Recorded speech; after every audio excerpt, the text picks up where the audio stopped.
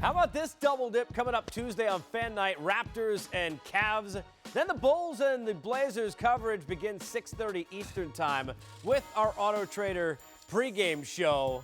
We know LeBron got game. We know the Cavs obviously looking to make another run. I love the way they're doing it, though. He's getting a lot of help, and they're shooting a ton of threes, which you got to like. Well, I like that because they're willing to share the basketball like that. So when LeBron James comes down the court, guys know that let me get to my spots. Let me run the floor hard because I'm playing with one of the most unselfish superstars in the game.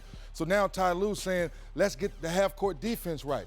Now, if you're not taking the ball out the net and you're out and running, now you're saying to yourself, if you're the point, if you're the two, oh, now they have Channing Frye. They have so many guys now, they understand when they get open, the ball's going to find it. One time the ball went from one side of the floor back to the other side again for a wide-open three-point shot. These guys are really locked in what they're trying to get done.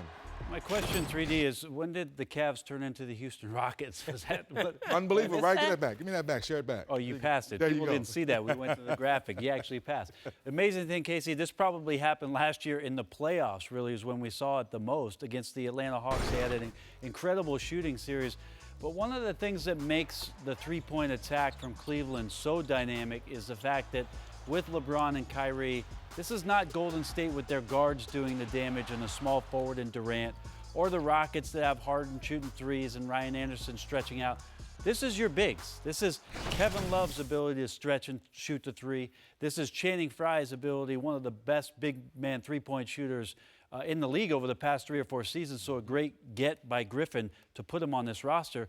When you've got LeBron James down in the post and creating offense, this is different than what we've seen even in Spurs runs, where it was big guys down low, drawing double teams out of the post, forcing teams to collapse and throwing the ball out. Their bigs shoot the heck out of the ball, and they've found a great offensive rhythm there. You know, Fry 6 threes last night in a win, had 20.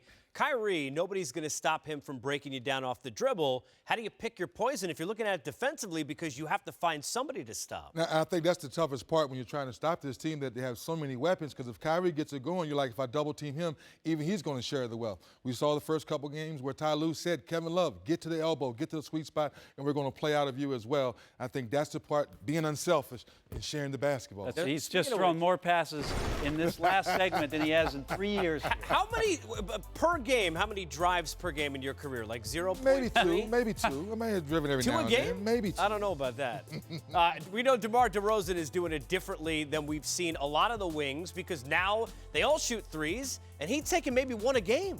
Wings, he's a shooting guard. So you just talked about the Cavs and their three-point shooting to a shooting guard, 3D, that does not shoot threes. Where does he do damage? He does damage by getting to the paint. He likes to drive, and you know one of my favorite sayings, stay in your lane? Well, he stays in his lane because that's what he does best. He's not falling in love with three-point shot, and he gets to that free throw line at will. And it's creating shots for his teammates, too. He's creating those shots. That's an ability that DeMar actually has had through his career. A lot of people remarked early that he was a good passer when he had to make plays or double teams would come.